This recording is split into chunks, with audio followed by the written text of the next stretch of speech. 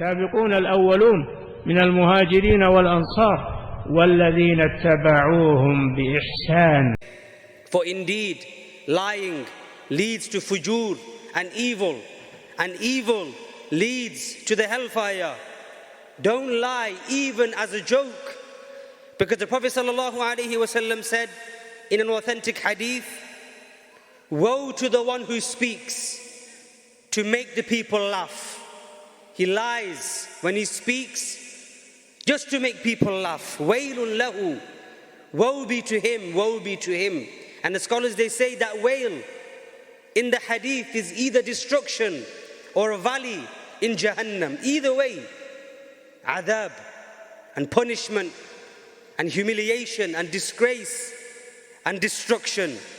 So beware, my brothers and sisters, of lying, kadhib. Beware, my brothers and sisters, of being foul-mouthed, of swearing and reviling and cursing others. And nowadays we see that it rolls off of the tongue of people. In their normal conversations, they swear hundreds of times, and they don't even realize. When they speak with their parents, their brothers, their friends, no filter. Shatam ba'da shatam, curses after curses. But what did the Prophet ﷺ say? That the believer is not one who reviles, and is not one who swears, and is not a person of evil, and is not one who is foul in his speech nor in his actions. Beware, my brothers and sisters, of those kalimat that split communities, that leads to enmity and hatred.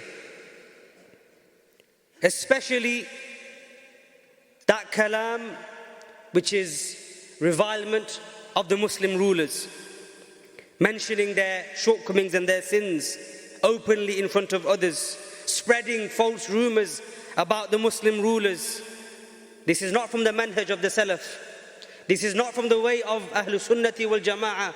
This opposes what the Prophet ﷺ came with. And this leads to fasad and corruption. And this is from the ways of the Khawarij, that evil group and sect who at their hands Uthman and Ali radiallahu anhuma were killed. This is from their way. But what were the Sahaba radiallahu anhum upon?